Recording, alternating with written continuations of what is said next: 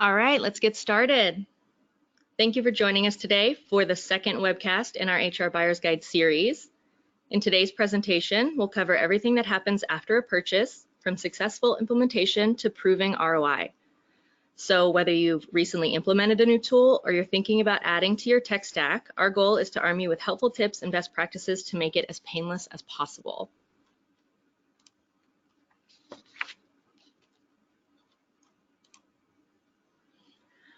My name is Brianna Harper, and I'm your webinar host. I'm also your resource for any questions you have about today's topic. I'll be taking questions throughout the presentation, so feel free to chat in whenever something comes to mind. You'll also see a follow-up email from me after the presentation with today's slide deck and a link to the recording. If you have any questions about after the presentation, please reach out. You can email me at bharper@outmatch.com or find me on social at OutmatchHCM. As I mentioned, this is the second presentation in our two-part HR Buyer's Guide series. If you joined us for part one, welcome back. If you missed part one, don't worry. You can watch tips for buying new tech anytime on demand at outmatch.com/webinars or on our YouTube channel. Today, we'll switch gears to the post-purchase side of things with tips for increasing adoption, measuring ROI, and more. This presentation is valid for 1 professional development credit for the SHRM CP or SHRM SCP. I'll chat in the activity ID at the end of the webinar. As a thank you for attending today, you'll get a free copy of How to Evaluate HR Tech in the Machine Learning Era. This guide will arm you with questions to ask when vetting AI vendors, so you can cut through the marketing hype and invest wisely in the latest and greatest technology. Look for an email from me after the webinar.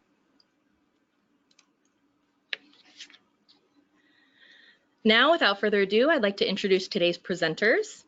Cheryl Oxley and Kathleen Kyle are both talent strategy partners at Outmatch. If you're an Outmatch client, you might work with them directly. They are experts in our technology, but more importantly, they work with clients on the overarching strategy that the technology is there to support. They are an extension of the internal HR team and work closely with clients from implementation to specific initiatives, programs, and more. Before Outmatch, Cheryl and Kathleen both held roles in talent management, like many of you on the call today. So they've been in your shoes through various tech implementations and have a lot of great insights to share. Cheryl and Kathleen, thanks for being on with us today. I'll let you take it from here. Brianna, thank you for that introduction. This is Cheryl Oxley, and I am very excited to be with you all today to talk to you a little bit more about our personal experiences and best practices we've learned throughout our career, but also just knowing lessons learned along the way. My background, as Brianna mentioned, has been in a variety of roles, both within consulting like here at Outmatch, but also internal positions through a distributor. I've worked through some of these implementations, not just from an assessment side, but also working with applicant tracking systems and learning management systems. So excited to share with you some of these lessons that we've learned, and to turn it over to Kathleen, I'll let her introduce herself. Great, thank you, Cheryl. So this is Kathleen Kyle. I'm also a talent strategy partner here at Outmatch. Just a little bit about myself and background. I actually come from the healthcare space, where I started in selection and assessment and then expanded into talent management and performance. So I certainly know what it's like to have to tell your story and share why a technology is working. So I've dealt with some of the pain points that many of you may be dealing with, and also some considerations to take into account when demonstrating ROI. So really excited to talk through that today and appreciate you for joining. Okay. So with respect to what we'll be covering today, just a high-level agenda, we certainly want to start with must-dos before you implement a new HR solution or HR technology. We'll follow that up with best practices for a smooth implementation. And then my favorite part, and some of the things that we're talking a lot about here internally and how I've talked a lot about historically, is about how to show that ROI after you implement. There will be some time at the end of the webinar today for Q&A, probably about 15 minutes or so. But of course, we want this to be as engaging as possible. There is a chat feature for you all to go ahead and ask questions along the way or provide comments. If there's anything else you'd like us to circle back on, we're happy to do so, and please take advantage of that chat feature. And before we get started into the must-dos before you implement, we wanted to go through a poll here. So I think Brianna has the poll here up on the screen. We really are curious from the group, for those of you who have been able to join us today, what was the last HR tool you implemented? Was it an applicant tracking system, an assessment, an engagement tool, performance management, or a learning management system? If you have something that you've implemented that's outside of these options, please feel free to use that chat feature to let us know.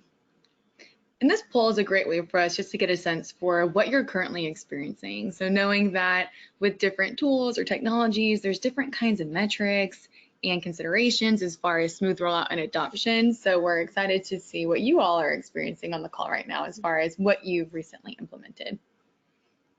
Yeah, I've got some answers coming in. It looks like we're at about 35% ATS, 20% assessment, 20% engagement tool, 19% performance management, and 6% LMS. So I'll share these results so everyone can see that on their screen. I just wanted to share those out loud with you. Perfect. That's very helpful. And even as Kathleen mentioned, just gets us a sense of the last tool that you implemented. And looking ahead here for another poll, Kathleen, Yep. we were curious here as well. Yep, absolutely. So talking through the last tool you implemented, thinking ahead, what is the next HR tool that you're considering? And I think it's interesting, thinking about some of the stats that came in on the previous slide. We know that on average, core HR is replaced every 7 years, and that's even stickier for an applicant tracking system, which is replaced about every 10 years on average. So it's interesting kind of looking at most recent implementations that we had ATS there. Yep, we've got responses coming in for this question as well. So just a different way of thinking about your tech implementation, what you did last, and this question is about what you're going to do next. So it looks like 10% ATS, 25% assessment, 25% engagement tool, 30% performance management, and 20% LMS. Okay, Great. So hopefully those of you that just implemented a new applicant tracking system, you're not trying to replace that already. Perfect. Okay. Yeah, and I think it's really good to think about the next tool, because today what we're hoping to cover is what sort of things you need to be thinking about before you implement. And something else that's interesting to consider is that even if you're just implementing one of these HR technologies, it's really important from an ROI perspective to understand how different data is gathered across all these different tools within your organization. So many of you are implementing an assessment, and so it's important to understand what kind of metrics or data is being collected in your applicant tracking system so that when it comes time to demonstrate ROI, you have a baseline and understanding of that ATS data to be able to say, for example, since introducing an assessment, we've been able to cut down time to fill. So kind of regardless of what kind of technology you're implementing, it's important to think about how that one specific technology can impact and is related to other existing tools within your organization. So this brings me to a quote here, which is, "A goal without a plan is just a wish." And I think anytime we're looking to implement something new, we're ultimately going to be asked to demonstrate the ROI. So having a plan in place from the get-go is absolutely essential, not only as far as ensuring you have the right key players on the team involved to help boost adoption, but also to understand how you're going to show that you move the needle. So what kind of metrics do we need to start tracking now? And again, today is about starting to think through those things so that you're able to set yourself up for ROI success. So when we think about implementing a new technology, one of the areas here that we definitely did not want to lose sight of is simply level setting expectations. And there might be a technology that we're really excited about and we believe in, but the reality is that may not be the case for everyone who will be impacted about it. So when you think about an assessment, for example, and we know that research shows when you have quality validated assessments in place that helps not only introduce efficiencies in your process, but also help get the right people in the right job, which has implications for development and engagement. But what we want to be mindful of is that this doesn't feel like something that HR is giving me to do. There's a lot of initiatives that are being rolled out. So I think it's really important that as we're getting ready to introduce something new, that we're being upfront about the benefits and we're really highlighting those, but we're also being honest about potential training efforts or work involved and even potential pain points. And anytime we're introducing something new to our system or process, there's always a learning curve. And that's where change management is so important. But I think the reality is there's no silver bullet technology. And often when we're going out to the business and we're trying to generate support and get people on board with what we're ultimately hoping to roll out, it can be really tempting to showcase the tool as a cure-all. And the reality is, while there's great technology in place that have been shown to produce some really good outcomes, nothing is a silver bullet. And I think setting yourself up for success and being honest about that on the front end can help 6 months to a year down the road when you're being asked to show ROI. Cheryl, what are your thoughts on that? Yeah, and that temptation, that second bullet here around resisting that temptation for it to be a cure-all.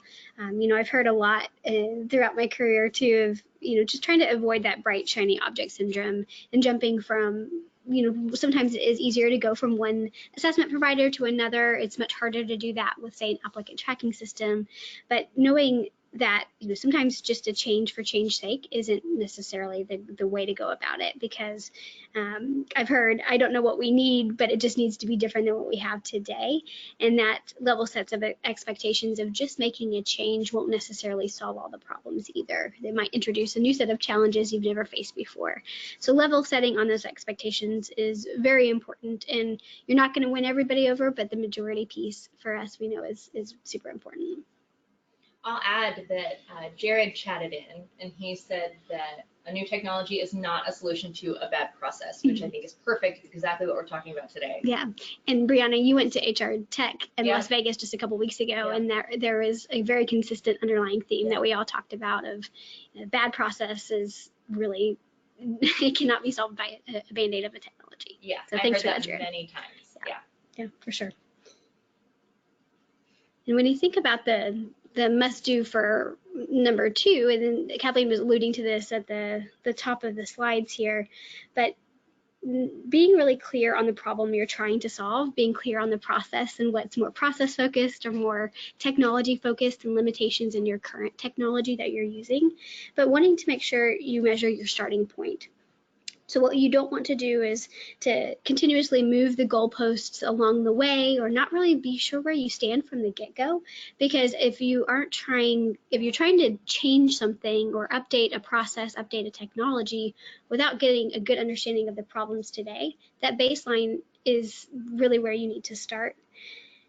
What we see here is if you're piloting or wanting to measure success, having that baseline is also super important. So whether it's the time to fill metrics or whether it is quality of hire or even performance safety improvements, we really want to know what those success aspects will be. And some of the pilots that I've been a part of that have been super successful have access to that information and that data as a baseline, and they're realistic on what can be achieved with an implementation or improvement. So it's not just even knowing where that baseline is, but also having smart goals around that, whether it's a pilot or otherwise from a full implementation at the ROI at the end, understanding that baseline and what's realistic to be able to close that gap and move the needle there. Well, and I think when you have a baseline and you understand your starting point, you're making your job as far as showing ROI a lot easier down the road because you have a set of metrics to work with. So prior to implementing, establishing that baseline is really critical, because what you don't want to do is find yourself in a situation where you're trying to show a pre and post comparison and we didn't have a plan in place to gather that data from the onset. So that's something that's really helpful to keep in mind, whether 3 to 6 months prior to implementation, what kind of metrics can we get our hands on, and then how can we use that so that telling our story is a much easier process, and we're not having to go back and scramble and look at historical data post implementation. Mm-hmm. And back to the point of setting those metrics up front and trying not to move the goalposts along the way, because if we're thinking about, I'm really trying to move the needle on performance, I want better hires who will perform at a faster and stronger rate, but then we talk about turnover later, that might be, very much of an inverse relationship to what we initially set out to accomplish. So for us, I really think that metrics, things are going to pop up along the way. Somebody's going to want to see something a little different, but the most accurate we can be at the forefront to measure what we're trying to move from a measurement plan standpoint, the better off everyone will be.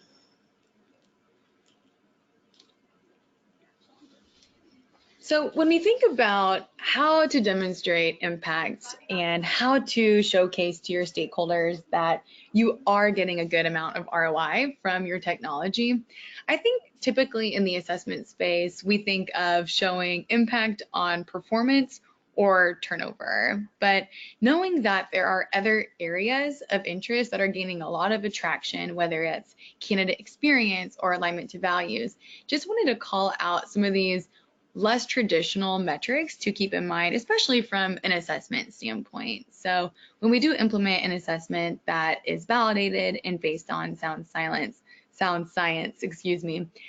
we know that can help candidates feel like they've really gone through a fair process and that they were fairly evaluated based on their competence for the job. But also, maybe your organization has recently revamped their values. Maybe there's been an initiative to redefine the mission or vision statement.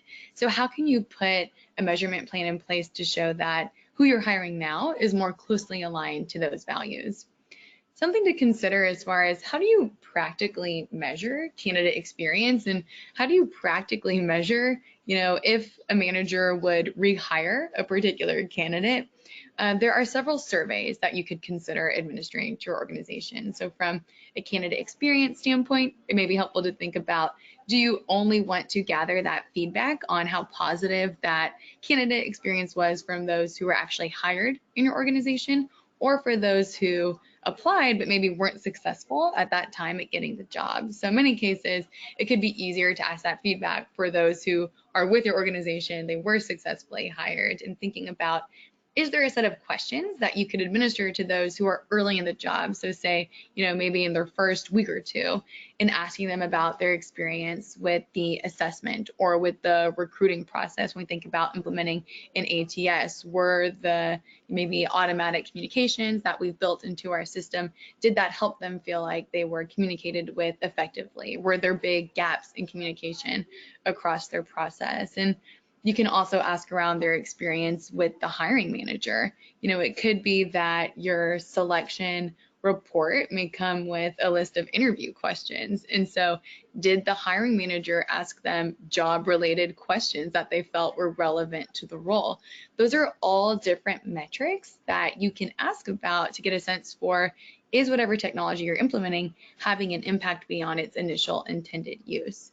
As far as new hire quality is concerned, you could always consider asking hiring managers for their feedback for those who they've recently hired into the organization. So I think considering, would you rehire this person, knowing what you know now, is a very telling metric. So that rehire rate, are the processes that we have in place that are designed to really boost that quality of hire and get the right people in the right role?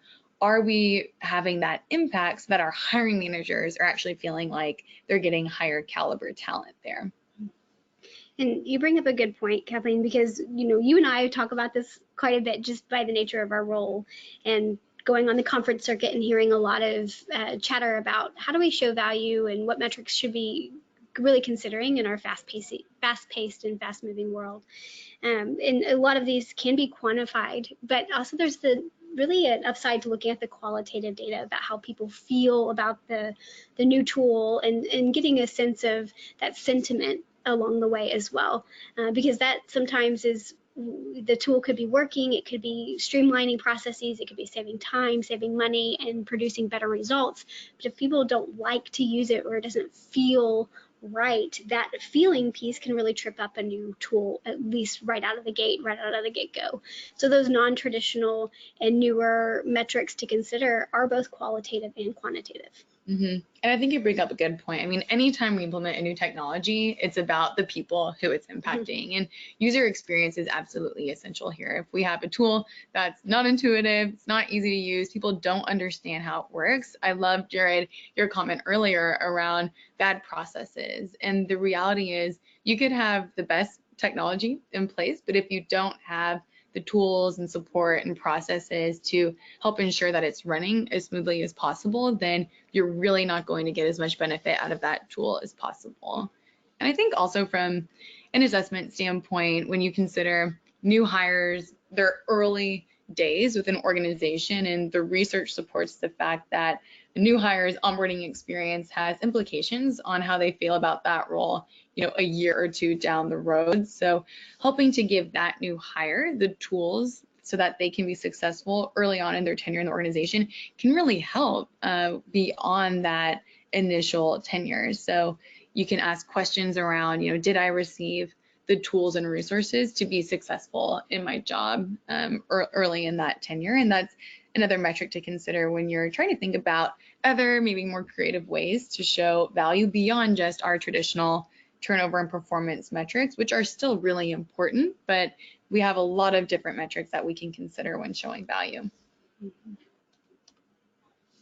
All right, so thinking about the people aspects of the rollout or implementation of a new tool, of course, from a must-do standpoint, that those champions that help us with this outside of the HR function really help bring in that subject matter expertise and bring in that buy-in, not just in that pilot phase or even beyond, really looking for champions in leadership, operations, etc.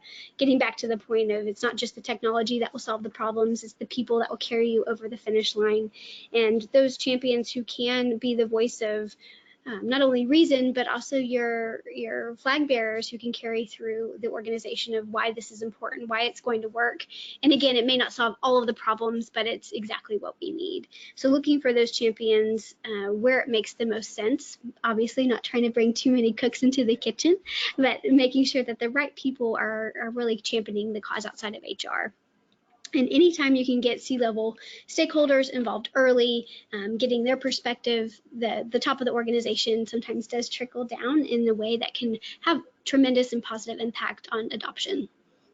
And I think you bring up a really good point around diverse project teams. And often when we're in HR, we are in our day-to-day, and while we think we may have a good understanding for how a tool or technology may impact a group outside of ourselves, sometimes when we create those really diverse project teams that have representatives across different functions that will be impacted, whether it's operations or nursing, if you're in healthcare, that can really help highlight gaps in your understanding. And so prior to rolling out, something that can be really helpful is if you do have those diverse project teams, and they can be there to help you brainstorm and really think about things that you would not have thought of otherwise, to highlight gaps and understand where there may be pain points for this group, or maybe the tool will help them in ways that they could really help highlight for you.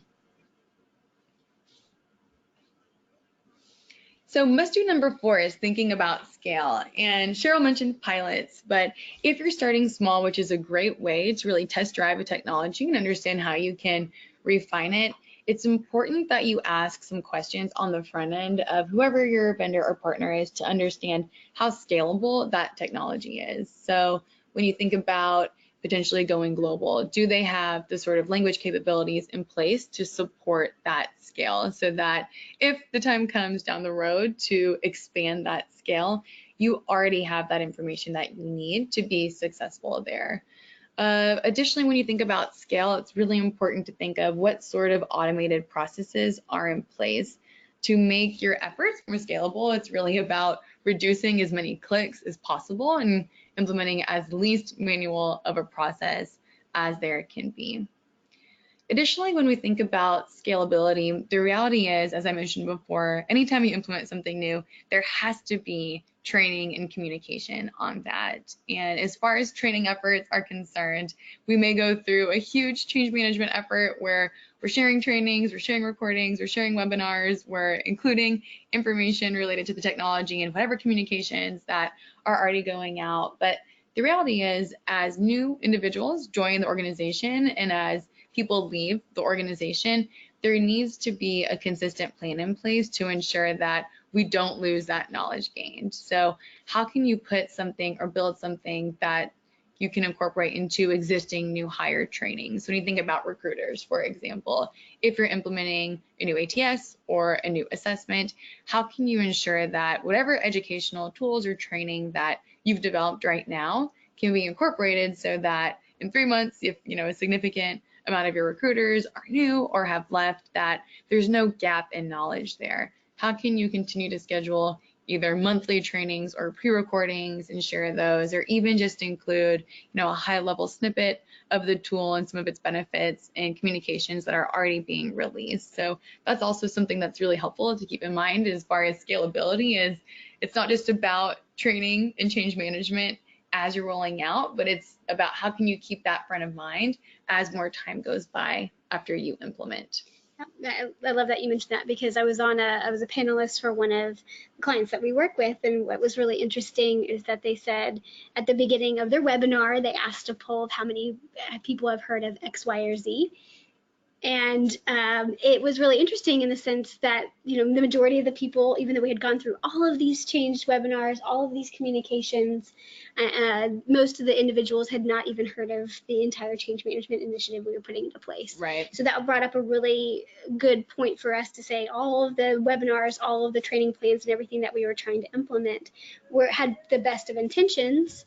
But at the same time, we knew that there needed to be a shift in re-education, because even those change management resources were out there. Really thinking about the scale there of having them pre-recorded and directing them to their intranet was able to redirect the conversation. Absolutely. And I think something else to keep in mind is how can you maximize the value of the tool? And this is where you can get a little bit more creative. So at Outmatch, for example, our pre-hire assessment does come with a tailored development report. So even though maybe your team is focused on the selection and assessment space, are there implications on the development side that can be beneficial for other teams? So finding how the tool that you're implementing can have a far-reaching impact beyond just yourselves can help make it a little bit more sticky as well. And then also something else to consider is that as different groups are implementing the different technology that you have in place, is how does that impact your measurement plan? So if we're trying to evaluate the impact on new hire quality from the selection standpoint, then those metrics would look a little bit different from how we would be able to determine whether somebody had the feedback that they needed to increase their effectiveness from a development standpoint.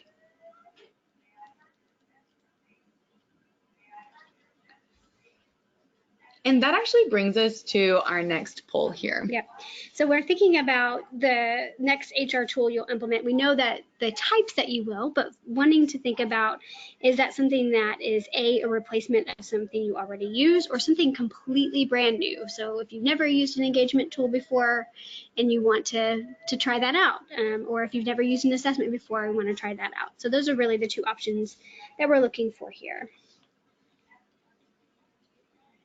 Yep, we've got responses coming in, and right now it looks like a 50-50 split between a replacement and something new. So we've still got a couple answers coming in. The percentages are shifting just a little bit, but we'll give everyone a couple seconds to put their answer in. Yep, so there's certainly more eyes that you find when you're starting something completely new. You don't have a reference point of what has traditionally happened in the past, or maybe some challenges that you're overcoming.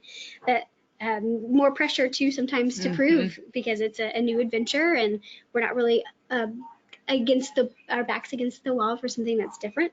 But that change management piece can overcome people who really loved the last tool versus something new. There's just more pressure. Hey, this is Brianna jumping in. we got cut off during our live presentation for a surprise fire drill. We're going to continue on so that we can complete our recording today, but Kathleen couldn't join us. We're all okay after our surprise fire drill, but you're not going to hear Kathleen's voice anymore. It is just Cheryl and I for the remainder of the presentation. So we'll keep it going. Perfect. So where we left off yesterday was to get some more information about where everybody was with respect to if they were replacing something new or with actually starting from scratch. And in this next section, we wanted to talk a little bit more about the best ways to implement in the second half of our webinar. And for what we were wanting to go into this next section, I really like this quote around shoot bullets before cannonballs. It speaks to the desire to what we talked about in the first half of our webinar is thinking about tips and tricks to get you implemented and up to speed rather quickly. Now, I will say from this perspective, it really resonates with me because I do find a lot of value in pilots where pilots are applicable. As we mentioned, applicant tracking systems and some of the larger HR technologies that affect the entire enterprise, whether you're a small business or a very large business on a global scale, piloting something like that might not be realistic. But where you can, being able to find those incremental changes you can make through a pilot is a good way to shoot those bullets before cannonballs. And with that being said, this next section around tip number 1 obviously is all about pilots. It's a great way to get initial reactions from the field or from the end users. And not only that, you can gain more champions along the way. We talked a lot about having key stakeholders like operations or even the C-suite be involved, but gaining more champions through the pilot also helps your cause as you implement for a full rollout outside of a pilot. We can do the best we can for training purposes, and what we often find is that as we learn as we go, see those training gaps pop up along the way. So we think we have all our T's crossed and our I's dotted, but going through a pilot can highlight some training gaps that we just didn't know of ahead of time. And of course, refining the process is the best way. So it's kind of that 80-20 rule, right? So you've got the ability to go to market with a minimally viable product or even a process, and being able to know that you're wanting that feedback and wanting to make some changes. So not having to go all the way perfect and just kind of cross your fingers, the pilot will give you that option to be able to work through some of those challenges. Okay, and speaking of challenges, tip number 2 is all about knowing your challenges. I think this is a really good perspective because I've seen implementations go off the rails for very, very simple reasons. And if we had, or the organization I had been working with had looked in the mirror a little bit more closely or played devil's advocate along the way, we would have been able to see some of those challenges right up front. And that's really kind of being honest with ourselves. Sometimes we might be working in an organization, or even the pilot locations might have a very low trust culture. And part of that is based off of either something like change fatigue, as you see in the second bullet point here, or just having a really detail-oriented or skeptical kind of culture, which can be a really good thing. There's not a whole lot that can slip through the cracks, but at the same time, when implementing a new system like an HR technology, making sure that the buy-in is there, but also the reasons for the buy-in can bring people along the way. It can really increase the trust, especially if individuals feel like they've had a say in that process. But implementation will be difficult regardless if you already have that barrier and that hurdle of a low trust culture. Now, change is constant. It's something that I hear as part of my validation studies, and when I'm talking to organizations that are either trying to implement a new assessment or historically, everybody's all about this fast-paced change. We're in a new technology age, and being able to have the ability to switch gears rather quickly can actually put a little bit of a burden on the organization. So if you have pilot locations, or if you're working through implementing a new system, having change fatigue can stall out your efforts for an implementation, because people are like thinking, hey, this is another tool, this is another system that we're trying out, is not going to stick around. So that change fatigue and being realistic about how many change initiatives are going on at the same time can really think about that implementation being a little bit more difficult. And then finally, with the other priorities that really take focus off your project, sometimes we can work in silos in HR and not really understanding other initiatives that could be going on, whether it's safety training or, say, a great places to work survey that might live in a different department or a different part of the organization.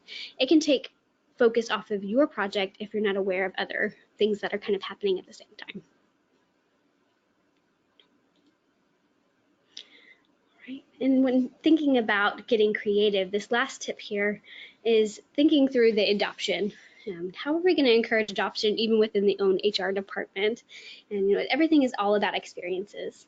So when you want to show that a new tool will improve that experience, you got to think about which type of user is motivated. HR and recruiters might be really motivated by doing a good job and helping people. When you think about candidates, they're really motivated about getting that role or that job. And even within HR, you want to target those experiences, and the ways that you can encourage adoption is really highlighting the ways that you can solve that problem. Now, when it comes to adoption, you want to shoot for 80% adoption rate. Some of those numbers might really vary depending on the different tools that you're trying to implement. Candidate versus internal adoption, drop-off might be a metric that you're looking at here. But when we were preparing for this webinar, we find that assessment adoption might be a little bit higher. But when it comes to something like a video interviewing tool, 50 or 40% might be actually the benchmark and the target there. So knowing what is realistic for that adoption rate and how you can encourage that adoption is really going to be targeted to your audience.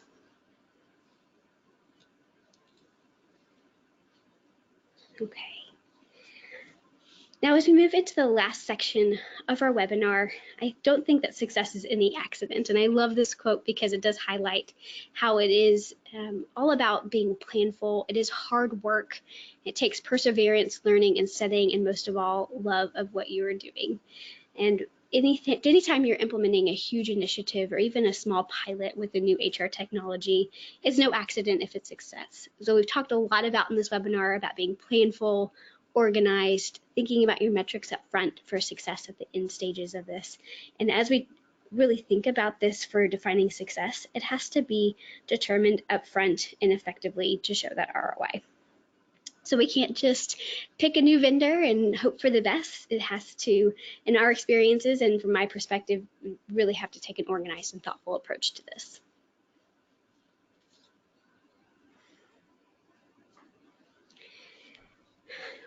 So ROI, I mentioned at the top, is really my favorite section because it's something that I like to, whether it's thinking about the value of the new car I'm purchasing or in my work life, the new tools that I'm implementing.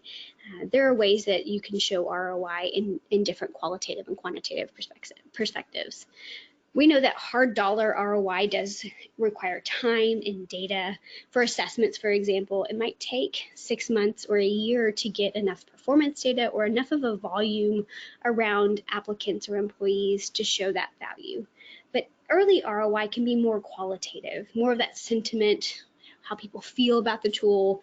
Is it saving a little bit of time? Some early qualities and early metrics can give that initial reactions and learnings. So being realistic around how fast ROI can happen is certainly important. We like to have a lot of data to be able to create those relationships between success and performance of a new tool, and rushing that can maybe give you mixed messages or inaccurate data because we're not quite there to the point where we have enough data points to actually draw accurate conclusions.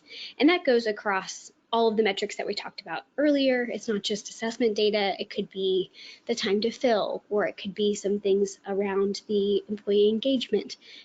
Resurveying too soon or too late and not having a large enough sample can certainly impact how fast you can show that ROI and if that data is reliable and accurate.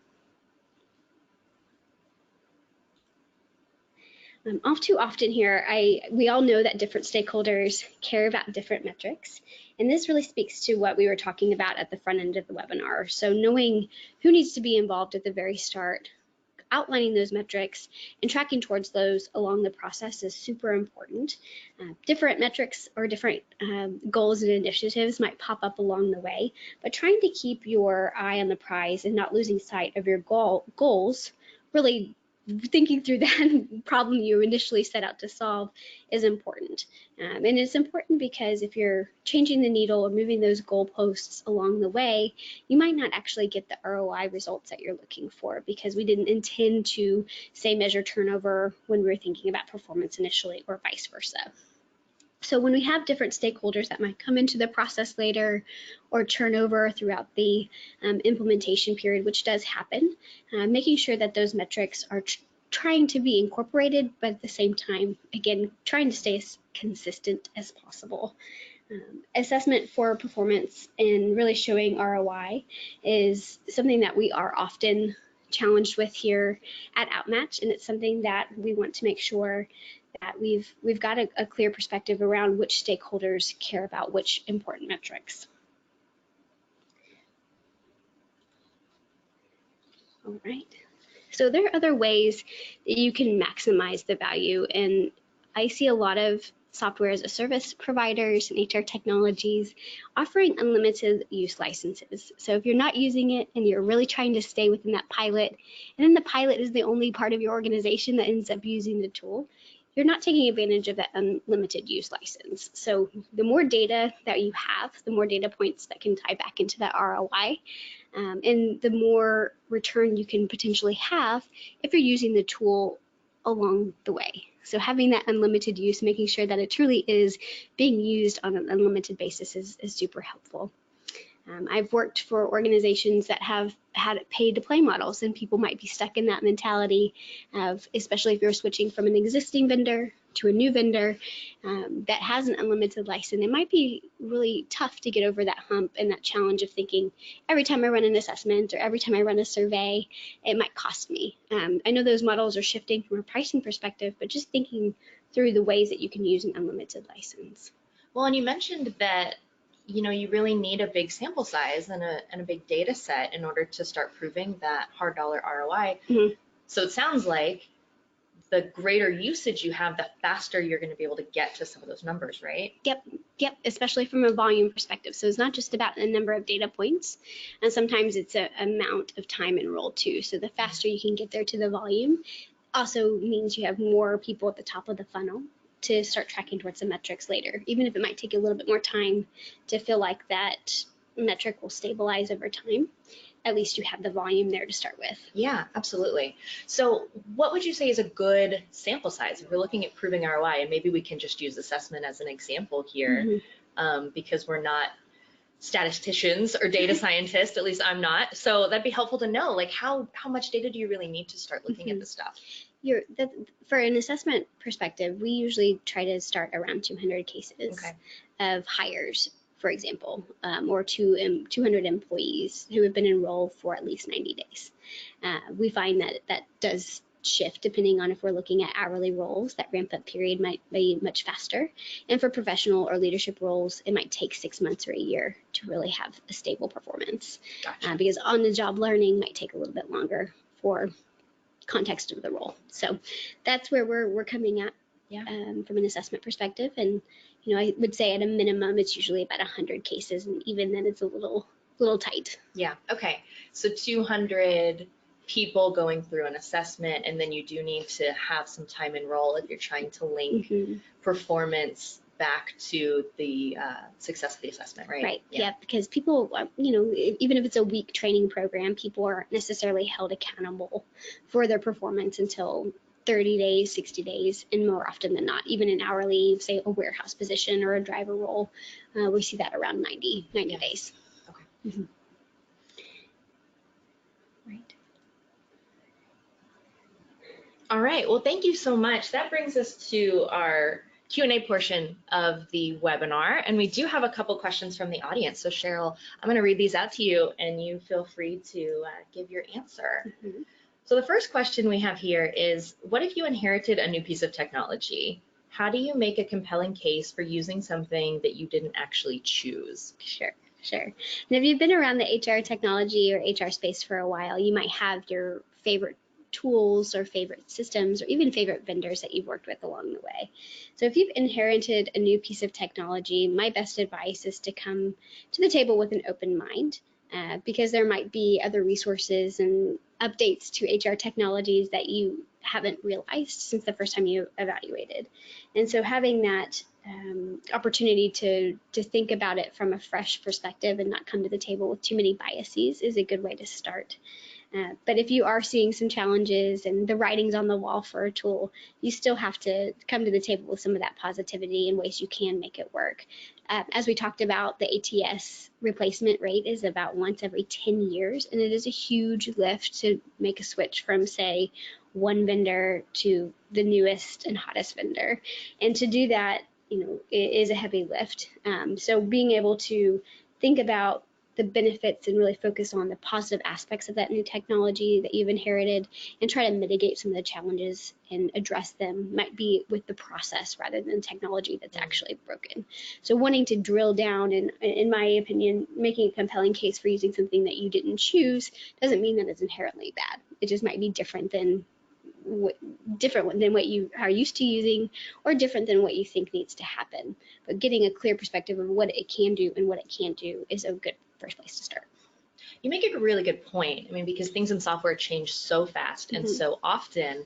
I was actually in a session at HR Tech where the recommendation was you should get a sales demo from your existing vendors at least once a year, because it's easy for some of that stuff to slip through the cracks. And like these really exciting features and product updates, sometimes as a current client, you don't even know something great has happened or changed in the product. And so, working with really good vendor partners and also, taking some initiative to make sure you're staying on top of the latest and greatest features will really help you maybe not be tied to a specific product or see the value in something that you didn't originally choose. Absolutely. And, having had sit on both sides of the table here, both being as a vendor and an internal person who is sold to by vendors, I had a folder of just content that I wasn't really willing to unsubscribe from, but I didn't always check all those emails, which contained important product updates, contained important information that I needed, so it was getting to me, I just wasn't opening it. So I really like that idea of making sure that you're getting a demo from your current provider. Thank you.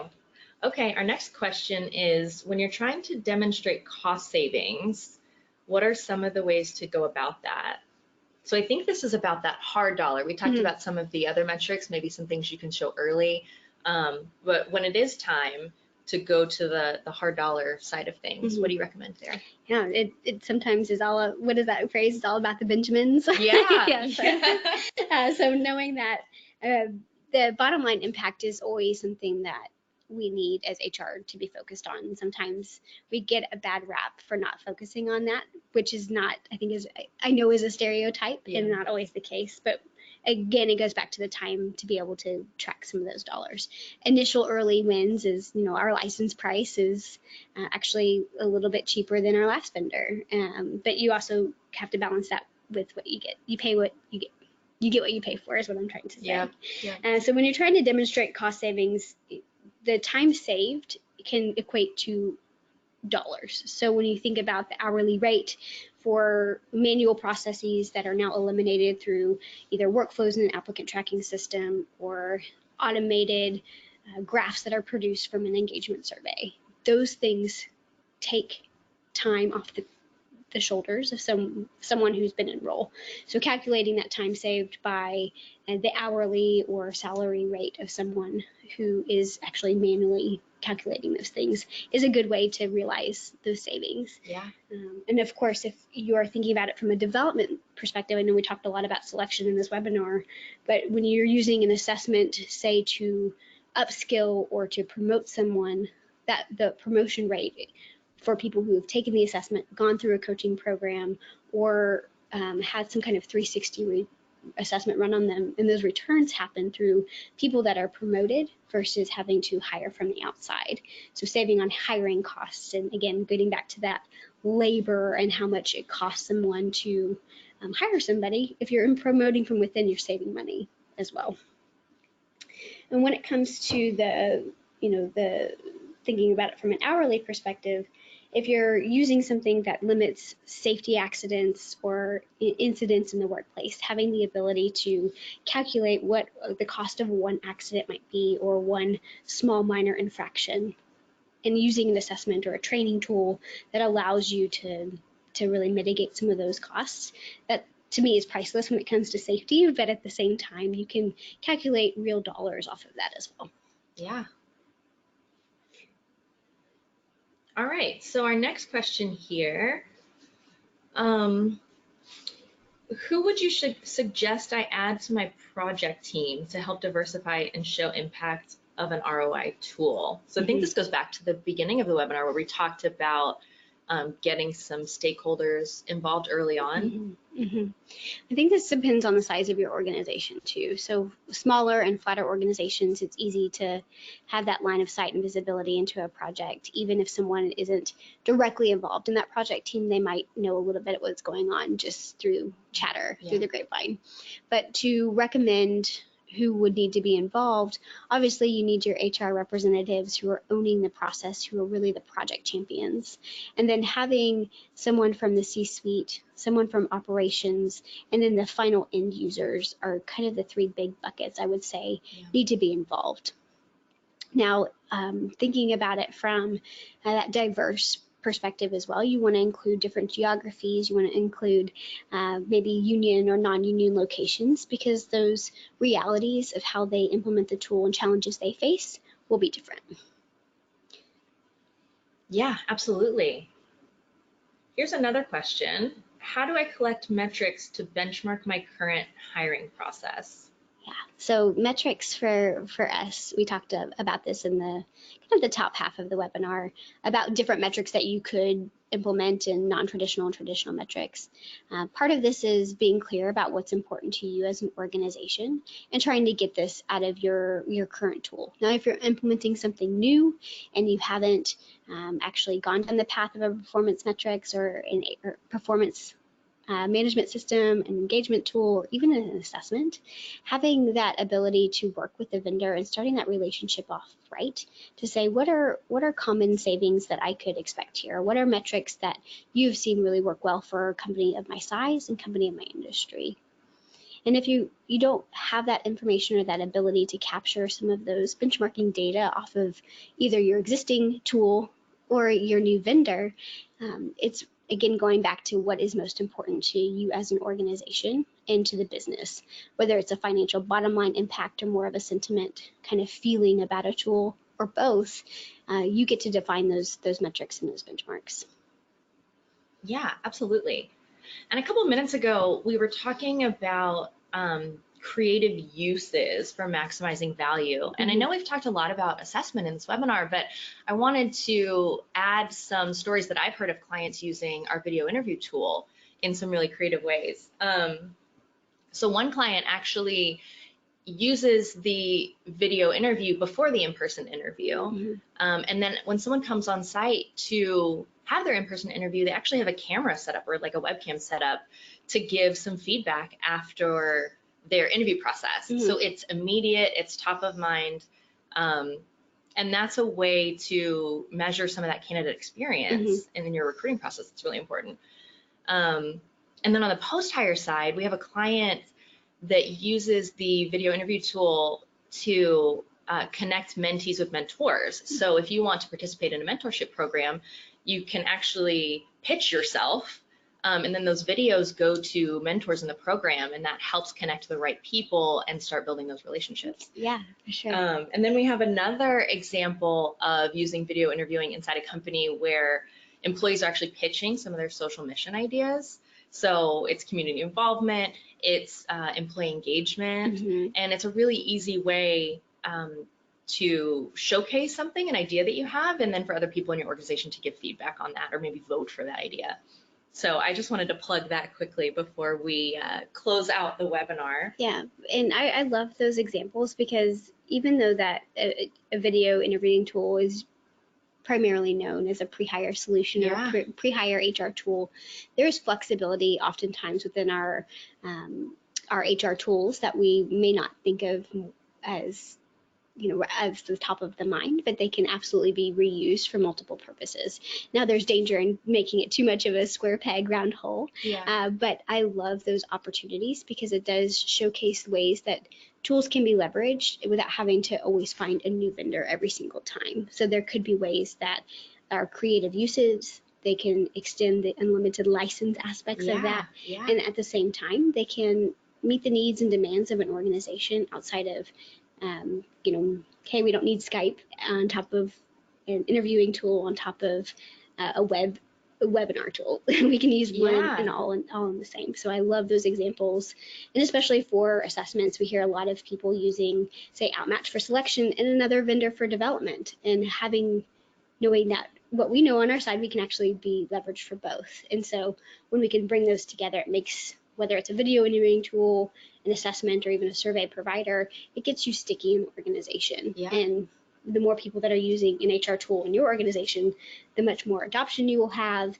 and the less likely you'll be on the mission to chase down something new later. Absolutely. So it really cuts down on the complexity of having to manage dozens of vendors. I mean, the point here is to keep things simple and keep things streamlined, and really get the most out of your unlimited use license. And I love hearing feedback like that from clients, because it gets us thinking about things that we weren't even thinking about before. And when we start hearing ways that our tools are being used, we can start being really intentional about that and building some of those uses into the product to make it even easier to use. Yeah, or even when we hear these ideas from clients and partners of, I really wish the system or platform could do X, Y, or Z. We have an internal forum for us to present those ideas, and they get voted on. That's something, is the part of the feedback loop of, if you are in the position of asking your HR tool or HR technology vendor for these new solutions or new creative ways of using the system, if we're all doing it right, we're using that feedback as a way to improve the system as a whole. So going back to making sure you're doing demos and making sure those updates are actually happening, I feel very thankful that I work at Outmatch, because we do take that feedback and incorporate it into the platform rather quickly. But knowing other organizations do the same, it's just part of that. If it doesn't ever hurt to ask. Yeah, and I would say that's becoming standard practice for vendors to have open ears and get that continual feedback. But that is something that you want to think about when you're vetting new vendors. What kind of partner they're going to be, how responsive they're going to be, and how much you may actually be able to influence the product roadmap, because that stuff's really exciting. Yeah, for sure. All right, well, thank you so much, Cheryl. That was a really great presentation. Before we end for the day, I just wanted to mention some more upcoming webinars that we have. So thank you everyone for attending After You Buy, How to Get the Most Return from Your HR Tech Investments. Don't miss our other upcoming webinars, which are all focused on the future of work and what organizations need to do to get future ready. So next month, we'll talk about how companies like Amazon and AT&T are finding great talent inside rather than outside of their organizations, and how you can do the same. Then in December, we'll explore the top future of work trends on the horizon for the coming year. And finally, in January, we'll discuss diversity hiring, why it doesn't always stick, and what it takes to make DE&I truly successful. I hope to see you back for these webinars, and thanks again. Bye.